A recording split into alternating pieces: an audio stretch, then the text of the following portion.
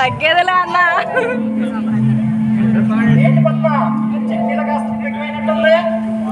అయినా వంటంటే computer operating అనుకుంటున్నారా? Accurate గా రిజల్ట్ రావడానికి కొంచెం అటు ఇటుగా పడుతుంది. సర్దుకుపోవాలి. పెళ్ళైనప్పటి నుంచి నేను ఎన్ని విషయాల్లో మీతో సర్దుకుపోలేదు. తెలుసుకున్నారు.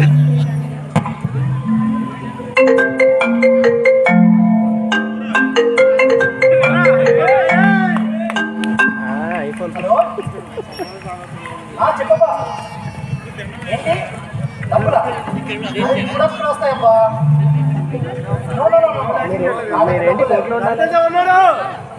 అరే చెప్తే వినిపించుకోవేంట్రా?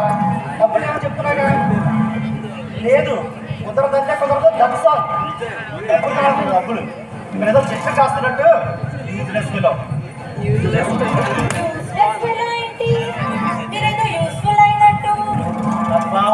నిన్ను కాదులే సురేష్ గారు ఆయనకి 50,000 కావాలంటే వచ్చాను మేళ పడతావేంటి? అంత వెంట కూర్చుంటే నాకెక్కడ ఏడ్చిందిలేండి. ఇంట్లో ఉన్న వాళ్ళకి చూసిపెట్టలేకపోతుంటే కొత్తగా మీ నాన్నగారు మరొకటి నా తల్లికెత్తారు అన్నట్టు ఉదయం నుంచి నాన్నగారు కనిపించట్లేదే. మార్నింగ్ 6 కల్లా లేచి వాకింగ్ వెళ్ళినట్టు ఉన్నారు. ఉదయం 6 గంటలకు వెళ్ళే మనిషి 8 దాటుతాను ఇంకా ఇంటికి రాకపోవడం ఏంటి? ఎక్కడికి వెళ్ళారు ఈ మనిషి? సరే నా చేతికి కబ్బెడ చెట్లు పెట్టింది. మన ఇంట్లో డివిజన్ ఆఫ్ లేబర్ కదా. అయినా చెప్తూనే ఉన్నా నా పెద్ద మనిషికి, నాన్న ఇది మన పల్లెటూరు కాదు, అలా వెళ్ళి షికారు తిరిగి రావడానికి చెప్తే వినిపించుకుంటేగా. ఆయన క్వాలిటీసేగా మీకు వచ్చింది. చేసింది చేయడమే కానీ చెప్పిందెప్పుడు వినిపించుకున్నారు. అయినా నీకు అన్ని నిష్ఠూరాలే పద్మ.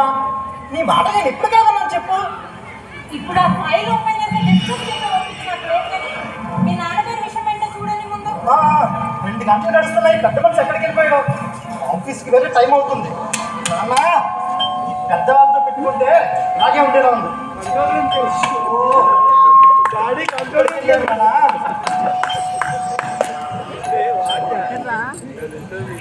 ఏంటి నాన్న ఎంతసేపు ఎక్కడికి వెళ్ళా? ఎంత టెన్షన్ పడుతున్నావు తెలుసా? ఉదయాన్నే మీరందరూ ఎవరు పనుల్లో వాళ్ళు వెళ్ళిపోతారు.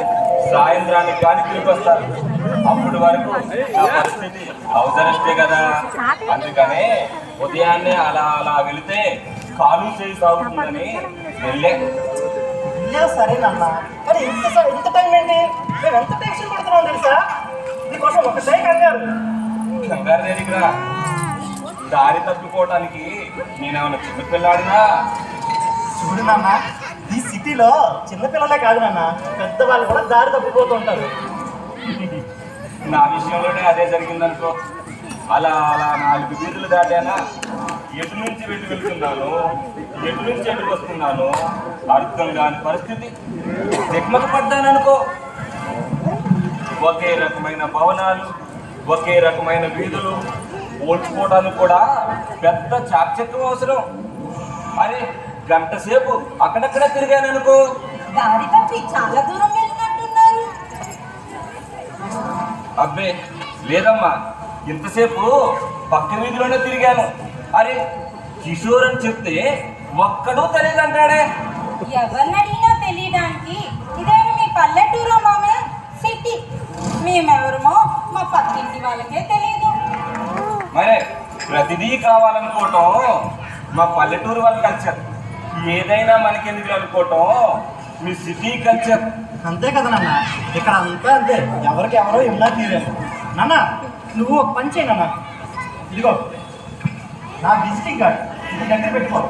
ఇది పట్టుకొని నువ్వు ఎక్కడికి వెళ్ళినా ఏ ప్రాబ్లం లేదు. ఎవరికి చూపించినా నీకు తీసుకొచ్చి ఇంటి దగ్గర ఇచ్చేస్తాను. సరేనా? టైం అవుతుంది. కార్పొరేషన్ వాళ్ళు పెంపుడు కుక్కలకు గుర్తింపు బిల్లలు మంజూరు చేసినట్టు నా బోటి ముసలోళ్లకు ఇక్కడ ఈ గుర్తింపు కార్డు అవసరమే. హాయ్ అమ్మా.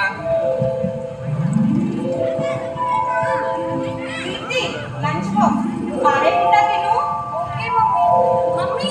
ఏంటి నన్ను అడుగుతావేంటమ్మా? వెళ్ళి డాడీని అడుగు.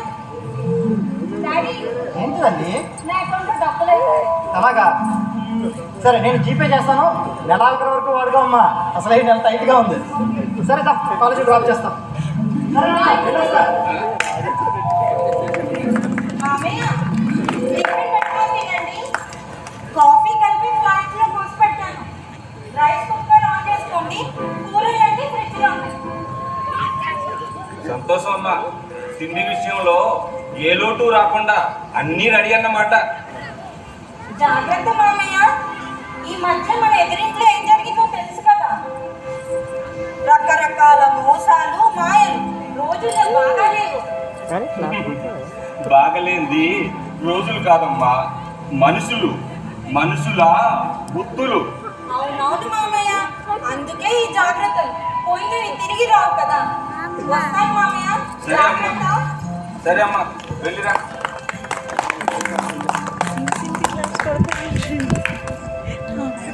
ఇక్కడ వరకు బాగుందని అంటే క్లాప్స్ ఎక్కువ కొడితే బాగా యాక్ట్ చేస్తున్నారని వారు మన జడ్జికి తెలుస్తుంది అన్నమాట.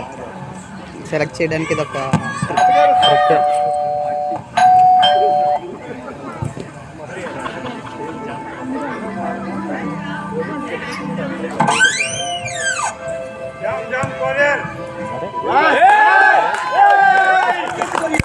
నమస్కారం, చెప్పండి. కిషోరా, మా అబ్బాయి ఉదయాన్నే ఆఫీస్కి వెళ్ళాడు. అలా నిల్చుని మాట్లాడతావేంటయ్యా? అలా కూర్చో. తీసుకోండి.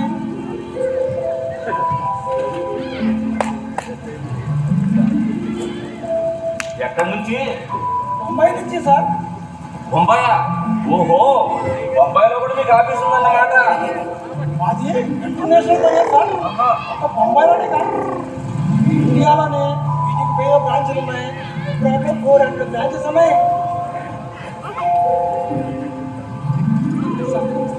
పేరేంటన్నా? Job courier sir. నీ పేరయ్యా? నా పేరా కృష్ణ సార్. అలా నిల్చొనే మాట్లాడుతుంది ఏంటయ్యా? అలా కూర్చో. సంతోషం సార్. సంతకం పెడితే నేను ఇంటికి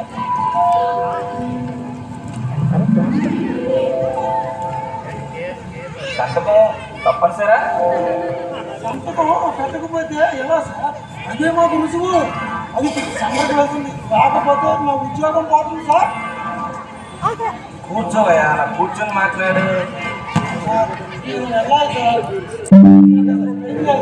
ఇంకా డెలివరీస్ ఉన్నాయి. ఏంటోనయ్యా, ప్రతి మనిషి గడియారం ముళ్ళు కట్టేసుకున్నట్టు తొందర. మా పల్లెటూరు వాళ్ళకి బొత్తిగా మర్యాద తెలియదు అనుకుంటున్నావా ఏంటి? ఇంటికి వచ్చిన మనిషికి కనీసం కప్పు కాఫీ ఇవ్వటం మా మర్యాదయ్యా. ఇప్పుడు అవన్నీ ఎందుకు లేదు సార్? అడిగితేనే మర్యాద చేస్తామంటాయా? ఎందుకు సార్? వచ్చినాడు సార్. మంచి ఫిల్టర్ కాఫీ మా కోడలు పెట్టింది, బ్రహ్మాండంగా పెట్టింది. తాగామంటే మళ్ళీ తాగాలనిపిస్తుంది. నేను వెళ్ళాలి సార్. సంతకం పెట్టింది ఎలా అవుతాయా? కూర్చొని తాగు, వేడిగా ఉంటుంది. ఇప్పుడే పెట్టింది, నాలకు సురుక్కుమంటుంది. నింపాదిగా తాగు. ఏంటయ్యా తాగటం? ఎంజాయ్ చేస్తూ తాగాలయా? మేమైతే అలా ప్రకృతిని చూస్తూ గంట సేపు అలా తాగుతూ ఉంటాం. మాకు లేదు సార్. ఏంటోనయ్యా, మా ఊరు వాళ్ళకి 2 రకాల కరువుల గురించి తెలుసు. ఒకటి ఆకలి కరువు, రెండోది నీళ్ల కరువు. ఈ సిటీకి వచ్చాక 3వ కరువు గురించి తెలిసి వచ్చిందయ్యా. అదేంటి సార్? మాటల కరువు. మరి కాదంటావయ్యా?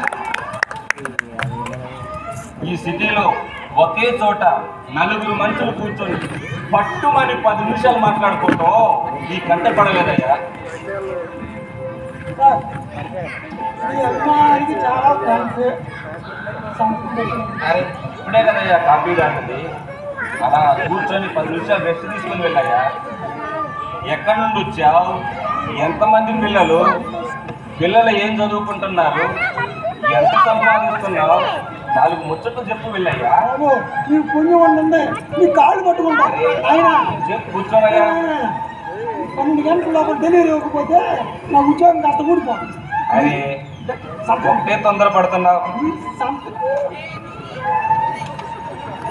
వైలెన్ అది అక్కడ వాయిస్తున్నాడు సైడ్.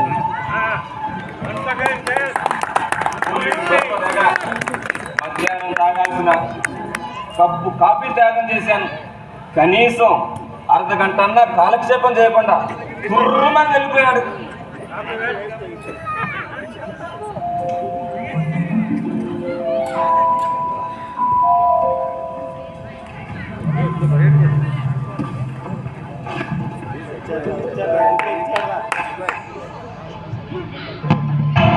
తాతయ్య తాతయ్య నన్ను పట్టుకో.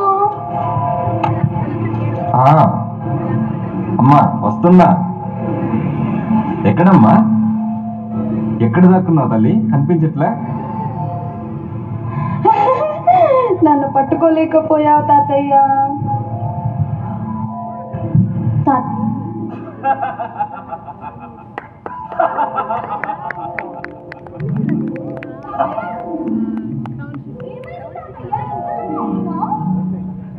ఏంటి ఇదంతా కళ? మన ఇద్దరం దాగుడు మూతలు ఆడుకుంటున్నట్టు కళ వచ్చింది తల్లి. ఎంత బాగుందో.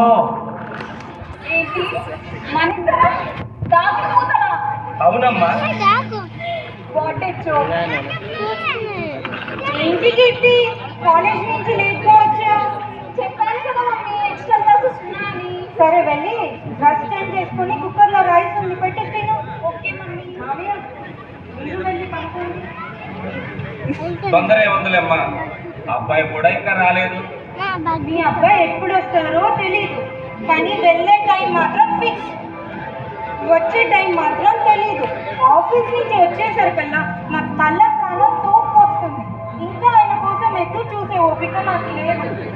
ఇప్పుడే నాకు నిద్ర పట్టి వస్తుందా? నువ్వు వెళ్ళి పడుకోమ్మా. వాడు వస్తే నేను తలుపు తీస్తాలే. మళ్ళీ ఉదయాన్నే లేచి ఇంటి పని, వంట పని, ఆఫీస్ పని అని పరుగులే పరుగులు. నువ్వు వెళ్ళమ్మా, వాడు వస్తే నేను తలుపు తీస్తాలే. సరే, థ్యాంక్స్ మామయ్య. మీరు రాకముందు మనసంతా ఇంటి చుట్టే తిరుగుతుండే. మీరు వచ్చాక గొప్ప సెక్యూరిటీగా ఫీల్ అయ్యి ఎప్పుడు వచ్చినా ఎప్పుడు వెళ్ళినా నో ప్రాబ్లం. సంతోషం అమ్మా. రిటైర్మెంట్ అయ్యాక పెన్షన్ తినడానికి తప్ప దేనికి పనికిరాని జీవితం అనుకున్నా, ఇలా ఇంటి సెక్యూరిటీగా పనికొస్తుందన్నమాట.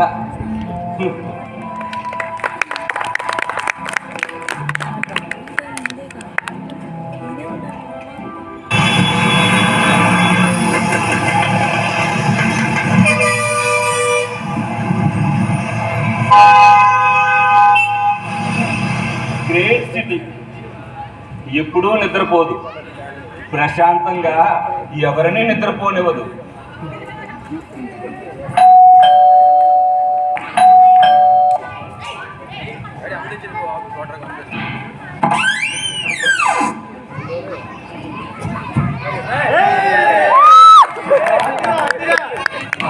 ఈ రోజుల్లో కొన్ని వీక్నెస్లు ఉంటేనే ఇక్కడ పరపతి. నానా, there are so many cultures: horticulture, agriculture, sericulture. Now there is a new culture, that is money culture. Money culture.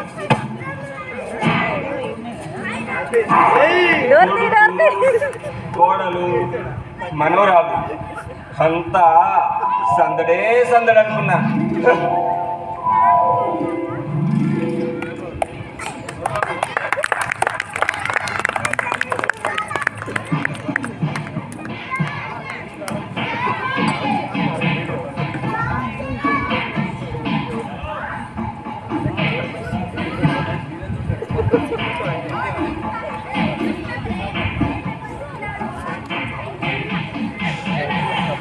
Hey!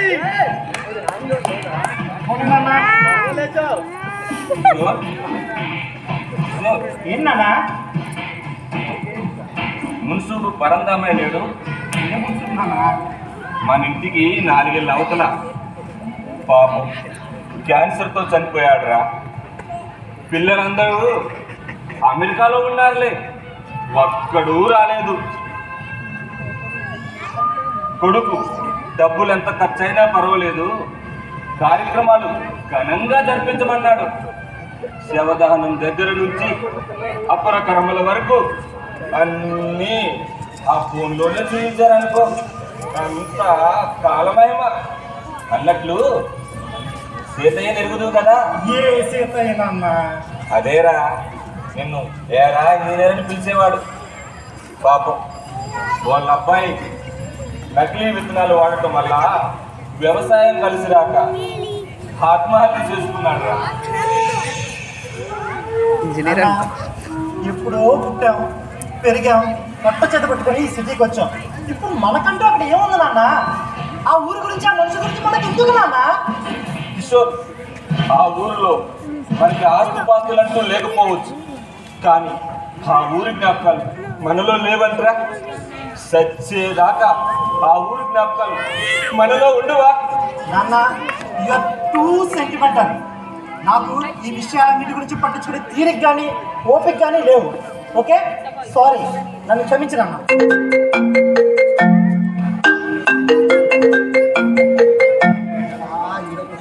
Hello, చెప్పబ్బా.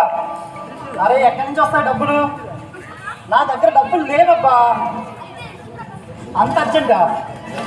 సరే సరే, నేను ఏదో విధంగా నీకు అడ్జస్ట్ చేస్తాను. సరే సరే, ఉంటానబ్బా. ఏంటి ఇంకా టైం లేదు? నీకోసమే వెయిట్ చేస్తున్నా పద్మ. ఓ, పద్మ అక్కడి పద్మ. అలా చెప్పే 20,000 తీసుకొని 2 నెలలు అవుతుంది. కొంచెం ఇబ్బంది అయింది పద్మ. వచ్చే నెల 2 కలిపి వడ్డీతో సహా ఇచ్చేస్తాలే. నా దగ్గర లేవు. నువ్వు అవాయిడ్ చేస్తున్నావు. ఫ్యాక్ట్ చెప్తున్నా, లేవు లేవు. వేరే పద్మ పద్మ పద్మ, ప్లీజ్ పద్మ, ఈ ఒక్కసారికి అడ్జస్ట్ చెయ్యి. తర్వాత నెల నుంచి నీకు ఎలాగైనా ఇచ్చేస్తా. ఈ ఒక్కసారికి అడ్జస్ట్ చెయ్యి పద్మ, ఒక్కసారికి అడ్జస్ట్ చెయ్యి. టైం వేస్ట్ చేసుకోకు. పద్మ, నువ్వు మరి మనీ మైండెడ్గా బిహేవ్ చేస్తున్నావు. డబ్బు గురించి పీడించేది నువ్వు.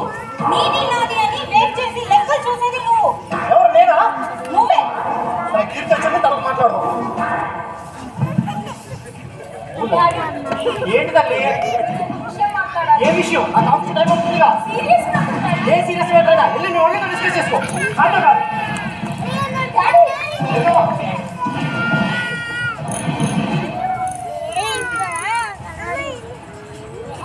మమ్మీ, ఏంటి కీర్తి? నీకు ఒక సీరియస్ విషయం మాట్లాడాలి. నీకు ప్రతిదీ సీరియస్ కీర్తి. చూసినా కదా ఆఫీస్ టైం అవుతుంటే నేను వెళ్ళాలి. నా వల్ల కాదు, నేను వెళ్ళాలి. ఎప్పుడు ఆఫీస్ ఆఫీస్ డ్యూటీ. ఇంకేం పట్టవా నీకు?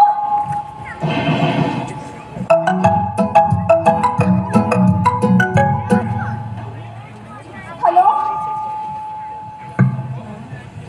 No Harsha, please Harsha, please. No, Harsha, don't take rubbish. Please, Harsha, I don't have. Background score. Please, Harsha. Please.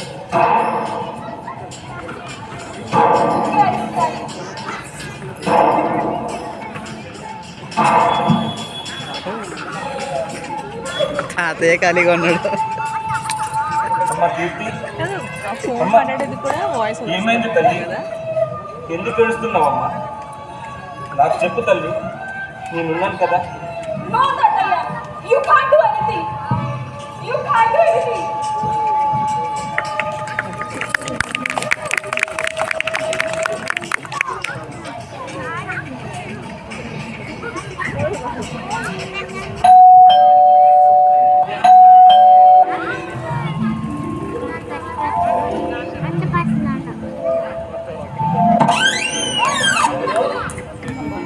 Shivayya,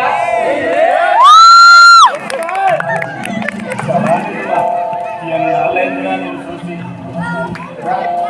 ఇలా కూర్చో. అన్నట్టు ఊరు విడిసిలు సాధారణంగా రావు కదా, సడన్ గా ఇలా ఊరు పడ్డారేంటి? మనూరు వెంకటేశ్వరరావు లేడు, ఆయన మనవడి పెళ్లి. పిల్ల తండ్రి ఉద్యోగ రీత్యా ఈ ఊర్లోనే ఉంటున్నారట. మనూరు నుంచి బస్సు పెట్టారు. ఎక్కుతావా లేదా అంటూ ఇంటి ముందు బస్సు ఆపి కూర్చున్నాడు. పెళ్లి చూసినట్టుంటుంది, నిన్ను చూసినట్టుంటుంది అని ఇలా వచ్చేసా. పడలేదు కదా? పడకే, నిన్ను వెతకడానికి చచ్చే సాగుకొచ్చింది నాకు. అరే, కిషోర్ పేరు చెప్తే ఒక్కడు తెలియదంటాడే. హౌస్ నెంబర్ అంటారు, స్ట్రీట్ నెంబర్ అంటారు. అబ్బాబా, ఇక మగ పెట్టేశారు అనుకో. మొత్తానికి పెద్ద యాత్నే పడ్డావన్నమాట. నాకు తెలియకడుగుతున్నావా? మనూరులో మనిషి పేరు చెప్తే ఇల్లు చూపుతారు కదా, ఇక్కడేంటి ఇంటి పేరు చెప్పి మనిషిని ఎత్తుకోవడం చోద్యం. కాకపోతే ఇక్కడ ఇద్దే శివయ్య, కారుకు విలువ, బంగ్లాకు విలువ, బంగారానికి విలువ, అన్నింటికీ విలువ. ఒక్క మాటలో చెప్పాలంటే మనిషి కన్నా, మాట కన్నా వస్తువుకే విలువ ఎక్కువ అనుకో. ఏం విలువ ఏమో అని చెప్పా. తిరిగి తిరిగి తిన్నదంతా అరిగిపోయింది. ప్రాణం శోషకొచ్చింది అనుకో. ఏం పర్వాలేదు, మళ్ళీ ఒకసారి లాగించి చిన్న పురుగుకి ఎంతో.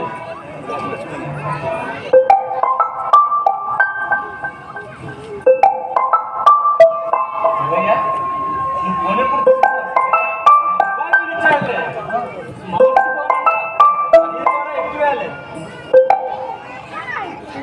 అదో, హలో, నేను ధమాల్ బ్యాంక్ మేనేజర్ మాట్లాడుతున్నాను. శివయ్య గారైనా మాట్లాడుతుంది? అవునండి, నేను శివయ్యనే.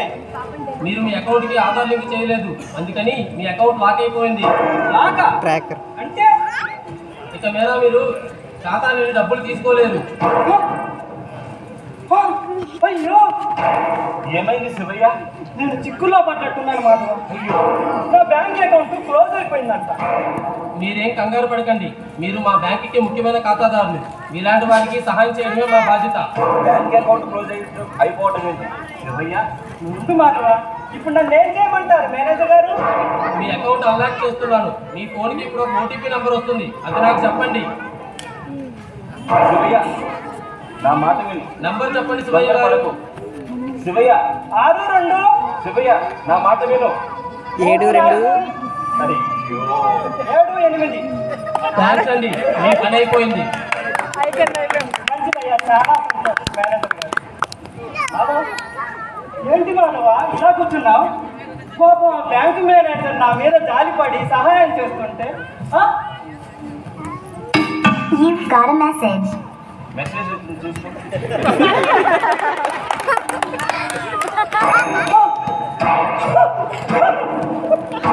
అయ్యో, 40,000 పుణ్యం మాధవ, 40,000. వ్యవసాయం కోసం అని లోన్ తీసుకున్నాను మాధవ. ఇంత దుర్మార్గులు, ఇటువంటి విషయాలు నీకు ముందే తెలుసా మాధవ? తెలుసు శివయ్య, మా అబ్బాయి చెప్పాడు.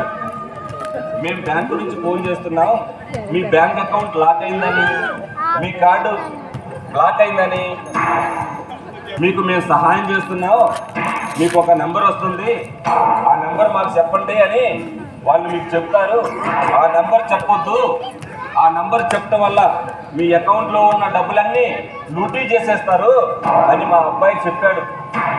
అందుకే జాగ్రత్తగా ఉండమన్నాడు. యోగం సరిగా లేకపోతే ఇలాగే జరుగుతుంది. అయినా నువ్వు చెప్తున్నా వినకుండా నేనే బోల్తా పడ్డాను. ఇక చేసేదేముంది, డైరెక్ట్గా బ్యాంకుకి వెళ్ళి ఏమన్నా పని జరుగుతుందా చూస్తూ వస్తాము. శివయ్య, ఎందుకైనా మంచిది పోలీస్ స్టేషన్కి వెళ్ళి కంప్లైంట్ ఇవ్వు, ఏదన్నా జరగచ్చు అన్నట్టు మన ఊరు వాళ్ళందరినీ అడిగేనని చెప్పు. శివయ్య, బ్యాగ్ మర్చిపోయావు. ఈ డబ్బులు పోయిన అడావుడిలో నా బుర్రేం పని చేయట్లేదు. వస్తాము, జాగ్రత్త.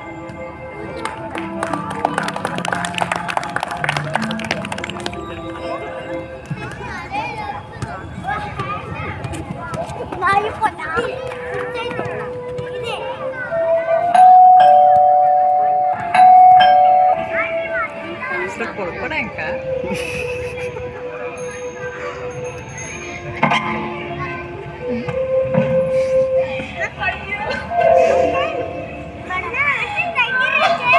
మా కీర్తి ఏమైందమ్మా?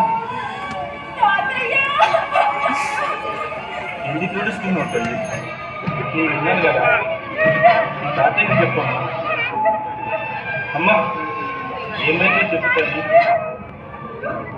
అయ్యో నీరసంగా ఉన్నట్టున్నాం, ఏదైనా జ్యూస్ తీసుకొని వస్తాను తల్లి.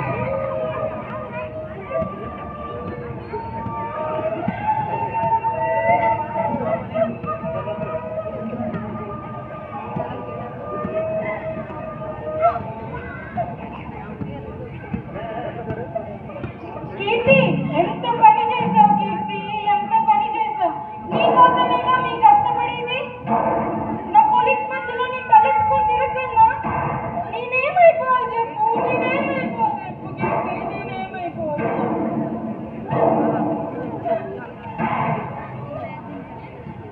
అమ్మా అమ్మా, నేనేం తప్పు చేయలేదమ్మా.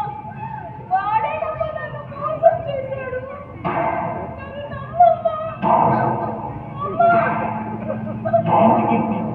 ఎందుకు చేసావు కీర్తి ఇలాగా? మన కుటుంబం పరువు అంతా తీసేసావు. నీ చదువు కోసం మేము ఎంత కష్టపడ్డావు కీర్తి. అందువల్ల మన పరువు తీసేసావు అమ్మా, మన పరువు తీసేసావు. ఇదేనా నేను నీ గురించి కోరుకున్నది? లేదు కీర్తి, లేదు, నువ్వు చాలా తప్పు చేసావు. డాడీ, డాడీ, నా తప్పేం లేదు డాడీ. డాడీ, డాడీ, మోసం చేశాడు. మీరు కూడా నన్ను చెప్పకుండా ఎలా డాడీ? డాడీ.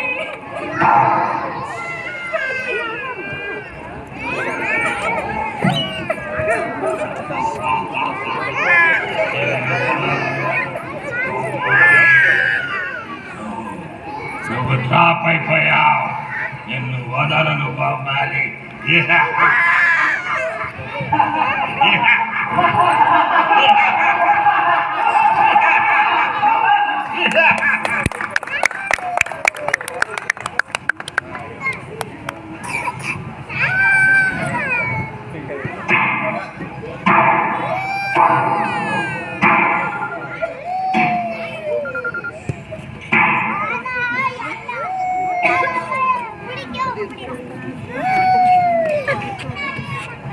దేవుడా, నాకు ఈ పరిస్థితి వస్తుందని నేను అనుకోలేదు.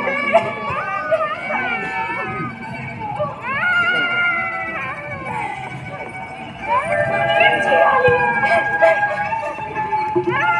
నేను ఇలా వీటి ట్రాప్లో పడిపోయానండి. మన ఫోటోస్ కనుక లీక్ చేస్తే నా పరువు ఏమైపోతుంది?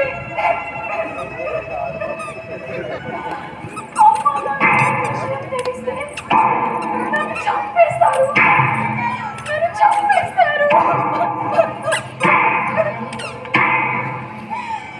ఇప్పుడు ఏం చేయాలి? నేనేం చేయాలి దేవుడా?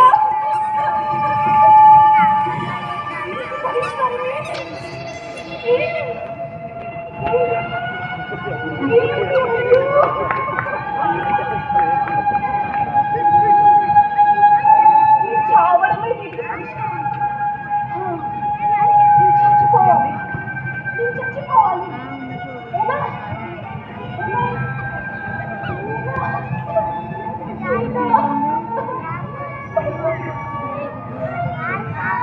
తాతయ్య, తాతయ్య స్లీపింగ్ టాబ్లెట్స్ ఉన్నాయి కదా?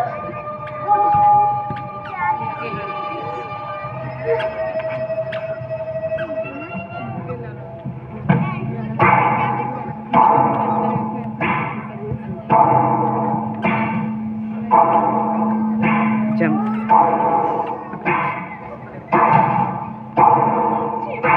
పరిస్థితి వస్తుంది, ఏం చేయలేదు.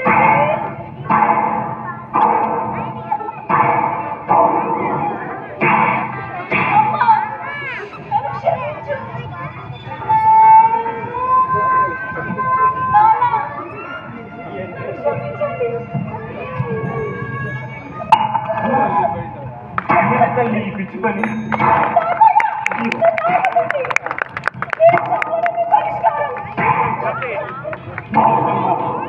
నేను ఉన్నాను కదా తల్లి, ఏం జరిగిందో చెప్పు తల్లి. నేను అన్నాను కదమ్మా. తాతయ్య నన్ను బ్లాక్మెయిల్ చేస్తున్నాడు తాతయ్య. అంటే ఏంటో వివరంగా చెప్పు తల్లి. హర్ష అనే ఒకరు ఫేస్బుక్ లో పరిచయం అయ్యాడు తాతయ్య. తరువాత ఫ్రెండ్లీగా నమ్మకం కలిగించాడు తాతయ్య. ఇప్పుడు నా ఫోటోస్ అశ్లీలంగా మోసించి వాట్సాప్లో పెట్టి బెదిరిస్తున్నాడు తాతయ్య. ఇప్పుడు డబ్బులు ఇవ్వకపోతే సోషల్ మీడియాలో పెడతానని బెదిరిస్తున్నాడు తాతయ్య. ఈ విషయం అమ్మ నాన్నకు తెలిస్తే నన్ను చంపేస్తారు. అందుకే వీటికన్నిటికీ పరిష్కారం నేను చావడమే తాతయ్య, నేను చావడమే. నువ్వు చనిపోవటం ఏంటి చిట్టి తల్లి? నేనున్నాను కదా, ఏదైనా నేను చూసుకుంటాను. ఇలాంటి ఎదవలని కఠినంగా శిక్షించాలమ్మా, కఠినంగా శిక్షించాలి. మనమేనా శిక్షించగలం తాతయ్య? మనం కాదు తల్లి, చట్టం శిక్షిస్తుందమ్మా. తాతయ్య మనమే తెలియజేయాలి తల్లి. మనం చేయాల్సిందల్లా పోలీస్ స్టేషన్కి వెళ్ళి కంప్లైంట్ ఇవ్వడమే తల్లి. పోలీస్ స్టేషనా? అవునమ్మా. ఈ విషయం అమ్మ నాన్నకు తెలిస్తే పరువు పోతుందని అగ్గి మీద కుక్కినే పడతారు తాతయ్య. మనలాంటి మధ్యతరగతి కుటుంబాల వాళ్ళు ఇలా ఆలోచిస్తారు కాబట్టే తల్లి, పరువు కోసం మనం ఇలా ఆలోచిస్తాం కాబట్టే తల్లి, అట్లాంటి ఎదవలు పెట్టలేకపోతున్నారు తల్లి, పెట్టలేకపోతున్నారు. ఇలాంటి ఎదవలని ఊరికే వదిలిపెట్టకూడదు తల్లి. నువ్వు భయపడకు, నేనున్నాను, ఏదైనా నేను చూసుకుంటా తల్లి. పద.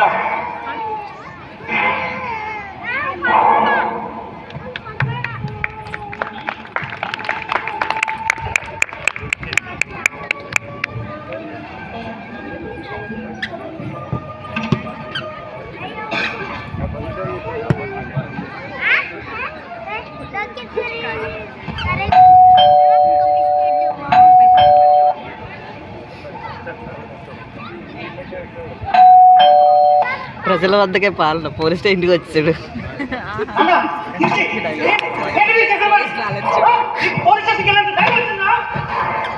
ఏమే లక్షల ఫీజులు కట్టి చదువుకోమని కాలేజ్ పంపిస్తే చదువు పక్కన పెట్టి ఫేస్బుక్ లో వాట్సాప్ లో నెంబర్ తిరుగుతావు. ఆ ఇన్స్పెక్టర్ నా ఫ్రెండ్ కాబట్టి నాకు ఫోన్ చేసి విషయం చెప్పాడు. లేదంటే నలుగురు మన పరువు అయిపోయింది. మన ఎలా బతుకాం నలుగురు తలెత్తుకొని ఏమనుకున్నారు మీరిద్దరు? కిషోర్, పోలీస్ స్టేషన్కి వెళ్ళి కంప్లైంట్ ఇచ్చినంత మాత్రాన మన పరువు పోవటానికి పోలీస్ స్టేషన్ ఏమి అపవిత్రమైన స్థలం కాదు. అయినా ఇక్కడ ఒకరి గురించి ఒకరికి పట్టించుకునే ఓపిక కానీ తీరిక కానీ ఎవరికున్నది? ఇంకెందుకు మన చిట్టి తల్లి 2 రోజులు బట్టి ఫేవర్తో డ్యూటీకి కూడా రాలేదు. ఎంతగా తాపత్రపడినా మీరెవరైనా పట్టించుకున్నారంట? చివరకు చావటానికి కూడా సిద్ధపడిందిరా.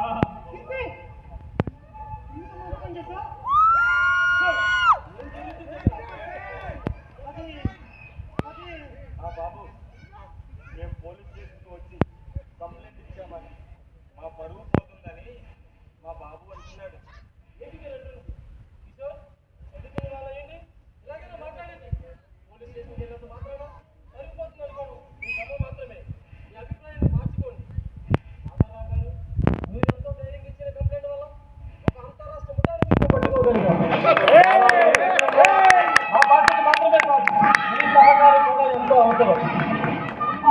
పోలీస్ స్టేషన్కి రావాలంటే ఎంతైనా భయమే కదా, ధైర్యం సరిపోతుంది. మీరన్నది కూడా నిజమేనమ్మా. ఎవరో చేసిన చిన్న తప్పుల పడి వల్ల మొత్తం పోలీస్ డిపార్ట్మెంటే తప్పు పడడం సరికాదమ్మా. నిజాయితీగా డ్యూటీ చేస్తున్న చాలా మంది మంచి వాళ్ళు కూడా ఉన్నారు. సరేనండి, మీరు చెప్పింది కరెక్టే. కానీ ఆడపిల్లల్ని ఎంతో చక్కగా చదివించి ప్రయోజనం చేయాలనుకోవడం మా తప్ప. ఆడపిల్ల కన్నా కదా మాకు అన్నంత భయం ఉంటుంది. పిల్లలకి చదువు చెప్పించడం మాత్రమే కాదు, వాళ్ళకి సమాజం పట్ల అవగాహన కలిగించాలి, వాళ్ళతో మానసిక ధైర్యాన్ని ఇవ్వాలి, వాళ్ళతో స్నేహభావంతో మెలగాలి. నిజమే ఇన్స్పెక్టర్ గారు, నా వర్క్ స్ట్రెస్ లో పడి నా చిట్టి తల్లి ఆలోచనలు పట్టించుకోలేదు. సారీ అమ్మా. మామయ్య, మీరు మా బరువు అని అనుకున్నాను, కానీ ఈరోజు మీరు బాధ్యతగా మన ఇంటి బరువును నిలబెట్టారు. మీ పట్ల నా ఆలోచన నన్ను క్షమించండి మామయ్య, నన్ను క్షమించండి. అవును నాన్న, మమ్మల్ని క్షమించు నాన్న, మమ్మల్ని క్షమించు. ఈ రోజు నువ్వు చేసిన పని వల్ల సమాజంలో నా పరువు నిలబెట్టేది కాదు నాన్న, నా చిట్టు తల్లి ప్రాణాలు కూడా కాపాడావు నాన్న, ప్రాణాలు కూడా కాపాడావు. ఎంతో కష్టపడి పెంచుకున్న కూతురు నాన్న ఆత్మహత్య చేసుకునేసరికి మా గుండె తరుక్కుపోయింది. పెద్దవాడిగా ఇది నా బాధ్యత నాన్న. అందరికీ మనవి, దయచేసి ఇలాంటి సైబర్ ట్రాప్లో పడకండి. ఫ్రాడ్ కాల్స్కి మోసపోకండి. మీ ఫోన్లో వచ్చిన మెసేజ్లో ఓటీపీని ఎవ్వరికీ షేర్ చేయకండి. సోషల్ మీడియాలో మీ ప్రొఫైల్ని చాలా జాగ్రత్తగా లాక్ చేసుకోండి. ఈ ఆన్లైన్ ట్రాప్లో పడి ఎంతో మంది పిల్లలు వాళ్ళ ప్రాణాల మీదకి తెచ్చుకొని వాళ్ళ కుటుంబాలను శోక సముద్రంలోకి ముంచివేస్తున్నారు. అందుకని దయచేసి ఈ ఆన్లైన్ మోసాలకు బలి కాకండి.